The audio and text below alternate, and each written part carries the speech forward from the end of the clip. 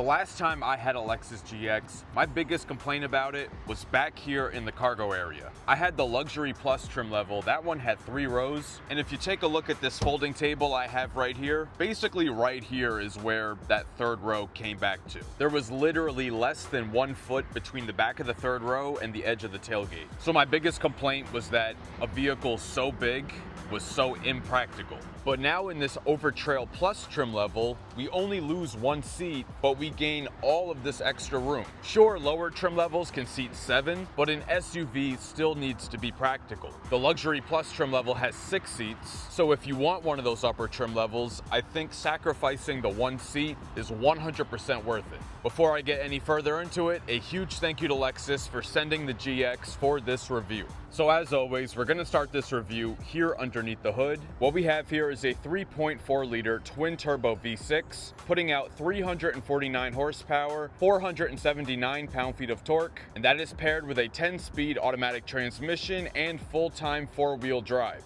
0 to 60 takes 6.5 seconds. This can tow 9,000 pounds, 9.7 inches of ground clearance. Top speed is 109 miles an hour. Fuel economy ratings are combined 17 miles per gallon. That's 15 in the city, 21 on the highway. The capacity of the fuel tank is 21 gallons, and as you can see, premium only. Nori Green Pearl, that is the name of this color that we have here on this Overtrail Plus. It's a really nice green color. Definitely fits in with the adventurous theme of this Overtrail Plus. It's the same color that's on the LX700H Overtrail. I reviewed that one recently. Be sure to check out that video if you want to cross compare. A lot of the features in terms of creature comforts here on this Overtrail Plus are the same as what's found on the Luxury Plus. The main differences are really going to be on the exterior. Obviously, it's a lot more rugged since it is made for off-roading, but I do have to say I prefer the look of the Luxury Plus more, because while it is more rugged and more capable, you lose some of those high-end touches that make it look more like it's suitable for its price tag. I'm mainly talking about all of the black cladding going around the bottom, but at the same time, to have a vehicle that's capable of off-roading, you kind of need that. But I am very glad that they did not go overboard on it. So we have some here at the bottom. It's not super thick, and then just a little bit going around the wheel arches. It pretty much goes all the way around. We have some silver accents here in the rear, as well as up here in the front. But the main thing that you're losing on this Overtrail Plus that you get on the Luxury Plus is the power running boards. So instead of power running boards, we have these installed rock rails. So this is a $990 option, but it's installed to protect the frame of the vehicle when you're off-roading. Sure, there's cameras inside to monitor the side of the vehicle, which we will take a look at when we go inside. But if you are going to actually take this off-roading, this is very important to have.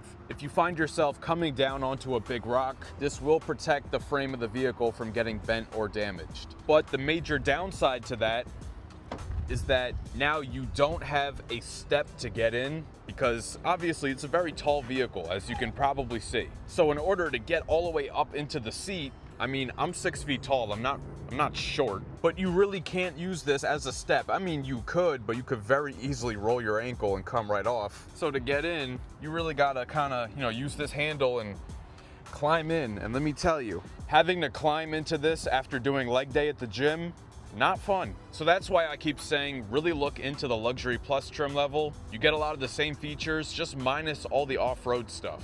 So if the off-roading stuff is not important to you, go Luxury Plus. And also seat number 6, that's part of it too. We also have this optional off-road roof rack up top. You can see we have the standard roof rails, and then the rack is this part here up top. That roof rack is optional, and it will set you back $1,580. And then we have the wheel and tire setup. So these are all-terrain tires, Toyo Open Country all-terrain tires, 33 inches. So we have 265 on the width with a 70 series sidewall, and this is riding on an 18-inch wheel. It has 6 spokes, and it is dark matte gray in color. The Overtrail Plus does give you the same adaptive variable suspension as the Luxury Plus, but we also get a 1-inch lift kit here on the Overtrail Plus. The Lexus GX is the Lexus counterpart of the Toyota Land Cruiser, which I have featured on this channel as well. So the GX Luxury Plus and the Toyota Land Cruiser I've both featured here on the channel within the past 6 months. So I have gotten very familiar with this platform. It is a very muscular and tough looking vehicle. The front grille is both matte black and body colored at the bottom. Plenty of openings in there to allow air into that twin turbo V6. You can see we have the forward facing camera, nice big Lexus logo. We have the triple beam LED headlights, very bright projector beam LEDs. We have the LED turn signal right there underneath and the daytime running light right in the middle.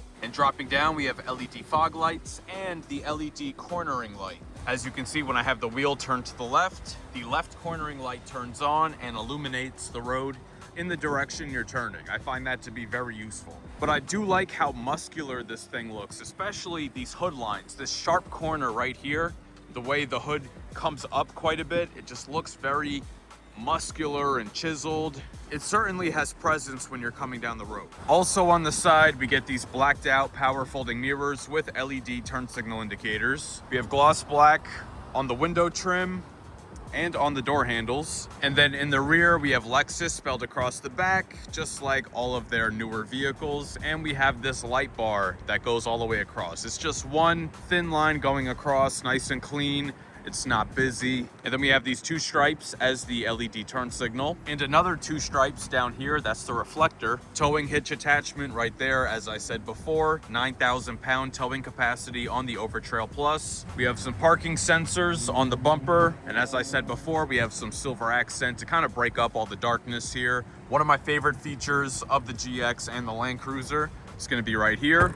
Press and hold the button, hear the pop, grab the tab, and your back window can open independently from the entire tailgate. So if you just need to quickly throw something in there, you can do that. And it's nice and easy. This also has the hands-free power liftgate. That only works when the vehicle's off. Since I have it turned on, I'll just hit the button. So we do get some goodies back here. For one, let's start with the storage. Without that third row, you get 45.6 cubic feet of storage, which is great. This folding table belongs to me. That is not included. But over here on the left, check this out. We have a built-in air compressor and an included compressor kit. So turn that on. You've got the Lexus logo. Then you have to connect the compressor. But we also have a 12-volt outlet, 2 USB-C ports, and that's where you plug in the compressor. And then on the right side, we also get a 120 volt home power outlet with a 3rd prong. So tons of power available here in the back of the GX Overtrail Plus. And then we also have this optional cargo cover, which is much easier to use in this Overtrail Plus than the Luxury Plus, because in the Luxury Plus, it sits between the 2nd and 3rd row, which means you have to take this thing out of the car completely if you have the 3rd row seats up, and it's kind of just a pain in the ass. Here, it works fine. Nothing is in the way. Here underneath the floor, we have a towing recovery hook in there and a license plate frame there. We do get a full-size spare tire. You can see it there underneath the vehicle. Now, in a vehicle this expensive, it's a little bit disappointing to see that there's no way to drop the 2nd row seats from the back. No electronic button, not even a lever. So we got to come into the 2nd row, hit the lever here on the side, seat, there. All right, seat folds down, but it does not fold flat in relation to the floor behind it. But it does fold all the way forward, so now it's a little bit more flat. So we have 60-40 split here in the 2nd row, and the seats do fold flat and then all the way forward. So with the 2nd row seats folded, you now have 90.5 cubic feet of storage. The inside of the GX 550 Overtrail Plus is pretty much identical to the Luxury Plus. You get all of the same high-end amenities, and it is a really nice place to spend time. Although there are a few things that I think could have been done a little bit better. And the main thing that I'm talking about is material quality. So starting here on the seats, while they do look really nice, and these seats are heated and ventilated, and we have power extendable thigh supports, that stuff is all nice and great. We even have some green suede accents that match the exterior. Those are quite nice too. But my issue with the seats is that they are Nulux, and Nulux is what Lexus calls their synthetic leather. Now remember, this is a top trim level. This is fully loaded, and it comes with synthetic leather. And while the material itself, it isn't bad, it's more of a principle thing. You're paying 86 grand for a fully loaded luxury vehicle, and you're not even getting real leather. Now these seats do massage, so that makes up for it maybe just a little bit, but still, synthetic leather on an $86,000 vehicle, I really don't think that should be. And then over on the door panel, sure, the armrest, it's soft, but again, it's that Nulux. And then this whole upper part here is just very cheap feeling. It's supposed to be like a soft touch plastic, doesn't really feel that soft. And yeah, this just feels quite cheap.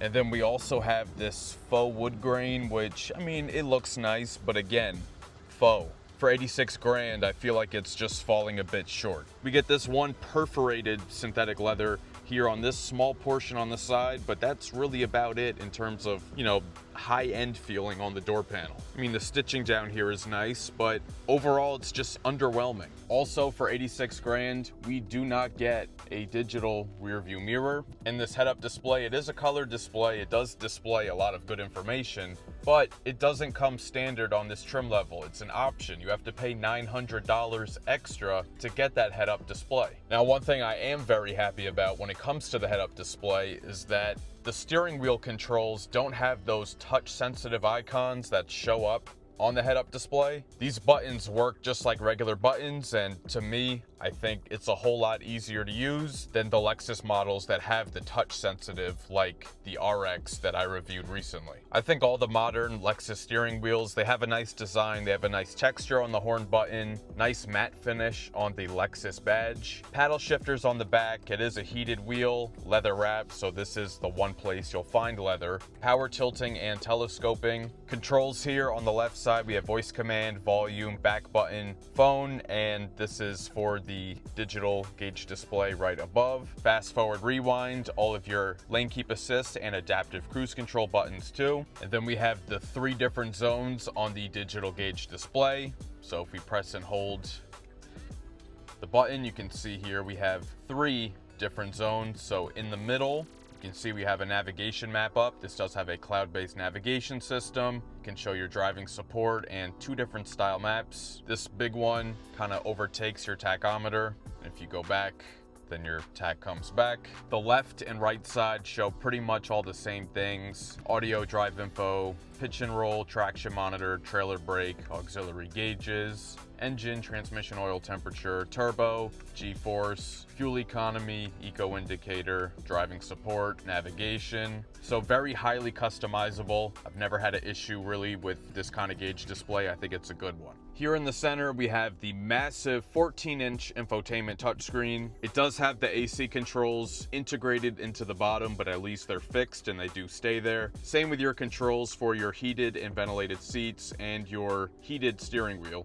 And those massaging seats I was talking about earlier, you do have to kind of go searching for it. So you go into the car icon here on the left, seat controls, massage, pick the seat, turn it on, and then adjust the intensity and the different zone. We have centripetal, centrifugal, upper body, lower body, and lumbar. I like to keep it on lumbar for my lower back. Even though it's kind of a pain in the ass to get to, these are one of the better massaging seats that I've tested out. This does come with wireless Apple CarPlay and Android Auto, works nice and quick, I've had no issues with it. This also has an available Wi-Fi hotspot along with the cloud-based navigation system I mentioned before. This also has an optional 21-speaker Mark Levinson audio system. Again, optional, does not come standard. 21 speakers, 1,800 watts of power, and it's $1,140 extra. But let's take a listen.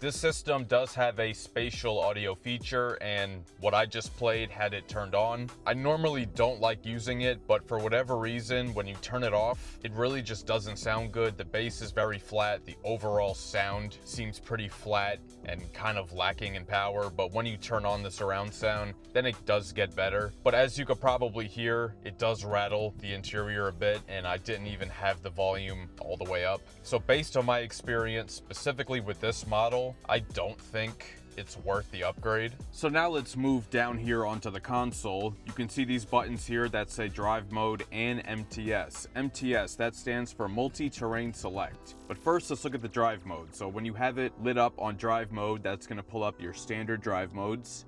And then you turn that dial there. They'll show up here on the gauge display. So you have custom, where obviously you can customize the different parameters. We have Sport Plus, Sport S, Normal, Comfort, and Eco. But then when you hit that MTS button, and now that lights up, now we have the multi-terrain select options, which are auto, dirt, sand, mud, and deep snow. Next, let's talk about the camera system, the surround view monitor. So we hit view right here, shows this 360 model. Doesn't show you a whole lot of your surroundings, but it shows something. But what I do find helpful is the surround view monitor with the multi-terrain select. When you hit that, then you go into camera view. Then it shows you the sides of the car and the front, and then you also have your pitch and roll here, and you can just see the edges of those installed rock rails on the side of the car there. So basically, using the rock rails in addition to this camera system is what will protect the side of the car when you're off-roading from getting damaged by uneven terrain that you might not be able to see. And as far as connections, we have two USB-C ports right there. We have a 12-volt outlet. And here we have a wireless charger that I've had no issues with. It has worked perfectly fine. This does have a full-time four-wheel drive system, so you can see we have high 4, low 4, which you would use for either off-roading or like heavy snow type scenarios. And then we have the center locking differential and rear locking differential too. Inside the center console, this one is not equipped with the cool box. So you do have to pay extra for that, but even without the cool box, it's still not that big of a center console. It goes fairly deep, but for a vehicle this big, I feel like it's not that big. So that's the storage in there. Inside the glove box, also not that big of a glove box either, I do have to say. You do get kind of a little nook right here in the middle of the dash. You got 2 cup holders that do have the retractable door. Up above, we do get a standard size moonroof. I don't think a panoramic is available on this Overtrail Plus. Here we have these aluminum door sills. They do illuminate, and you do have to step up to the Overtrail Plus for that. You won't get that on just the regular Overtrail. Same thing with these manual sunshades in the second row on the Overtrail Plus, but not the Overtrail. And so now I'm in the back seat right behind where I'd have the driver's seat adjusted for myself being 6 feet tall. Now this second row seat is fixed in place. It can recline using this lever here, but it cannot slide forward and back. But I still have a good amount of room here, maybe about 3 or 4 inches of legroom to spare. On the Overtrail Plus, you also get heated seats in the back, minus the middle seat, but the 2 outer, you get heated. We get 2 USB-C ports here in the second row, 2 air vents, but no further climate controls, just the vents. We have 2 LED lights up in the headliner. Still get the same 2-tone colorway in the rear. Middle armrest folds down, 2 cup holders. It is a very soft armrest, so that is good. But yeah, it's pretty basic back here in the second row. So now we are behind the wheel of the 2025 Lexus GX 550 Overtrail Plus. First, let's start off with the ride quality. These upper trim levels of the GX do get an adaptive variable suspension, so we do have adaptive dampers. We have a double wishbone suspension in the front, multi-link back in the rear, and we are riding on some fat all-terrain tires. The size of the sidewall is 70, and the size of the wheel is only 18 inches, so that's a very thick and beefy tire that provides a lot of cushion. And this rides even smoother than the GX 550 Luxury Plus because that model has 22-inch wheels where this one only has 18. So the Luxury Plus already had an incredibly smooth ride. This one is even smoother. If you've never gone for a ride in like a Rolls Royce or a Bentley, this is probably one of the smoothest riding vehicles you can experience. This also has the 1-inch lift kit over the Luxury Plus. It just soaks up every little bump, pothole, man cover, like right here. I mean, barely even felt that. It also has the level of quietness that you come to expect from Lexus, and that's as far as road noise goes, because the engine is quite loud. It's a twin turbo V6, 349 horsepower, 479 pound-feet of torque. This thing is big, it's body on frame, it's tall, visibility in here is great. All of the windows and the windshield are all very tall, and blind spot in the back corner is not that bad either. Having a view this good and being this high up, you just feel like you own the road. And it does feel more like you're driving a truck than you are a car. I actually haven't driven this GX that much in the past week because I'm already pretty familiar with it. I mean, I've used less than half a tank of gas since I've had it. This gets combined 17 miles per gallon, 15 city, 21 highway. But it's a twin turbo V6 and a giant body on frame SUV. It's non-hybrid too, so that kind of just comes with the territory. When you purchase these kinds of vehicles, gas is going to be a pretty significant expense. I did mention the drive modes earlier in the video, but just to go through them again real quick, we have Custom, Sport Plus, Sport S, Normal, Comfort, and Eco. So now we're going to go into an acceleration test, and I am going to put it on Sport Plus. This does have 10-speed automatic transmission. It does have paddle shifters on the back of the wheel. 0 to 60 is rated at 6.5 seconds, which for a vehicle this big is quite impressive. All right, gonna come to a complete stop. And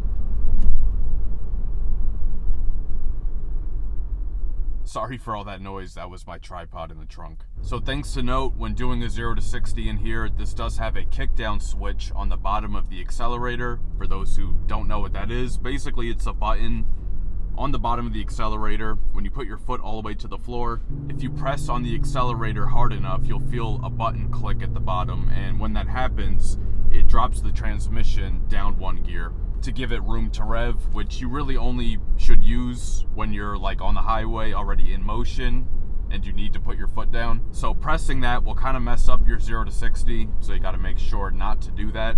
But as you saw, a good amount of turbo lag when you put your foot down, but when the torque kicks in, it kicks in hard. It's not gradual by any means. It launches you. You can feel it, and anything loose you have in the cabin is going to get thrown towards the back. This thing is quite powerful, and even though it's a 10-speed automatic transmission, I don't find that it shifts the gears too quickly. So I do think this is a very solid powertrain combo. And now, as far as handling, this does very well with low-speed, articulate off-roading, but it falls short when it comes to higher speed driving, and especially taking turns at higher speeds. With this being a top-heavy body-on-frame SUV, it drives like one too, and there's really no way around it. That is the kind of limitation that these kinds of vehicles unfortunately have. Cruising on the back roads and stuff, if it's at a lower speed, you should be fine. But with the amount of body roll this thing has, it is quite easy to roll over, and especially with that extra articulation in the suspension. If you ever find yourself going over bumps, not perfectly straight on, but at an angle, even though you don't feel any kind of harsh impact underneath, the vehicle does sway quite a bit from side to side, and it can be a little bit unnerving at times. So I'll say outside of driving on the highway, speed is something to be careful of. MSRP of this 2025 Lexus GX 550 Overtrail Plus with all its options is $86,265. A huge thank you to Lexus for sending me this GX 550 Overtrail Plus to keep for an entire week so that I can give you guys the most thorough review possible. So please let me know your thoughts on the GX down in the comments. If you enjoyed this video, please share with a friend and subscribe. It'll really help the channel grow. Hit the notification bell so you don't miss any new videos, and be sure to follow @Optical Automotive on TikTok and Instagram, and check out the page on Facebook. Thank you so much for watching, and I'll catch you guys later.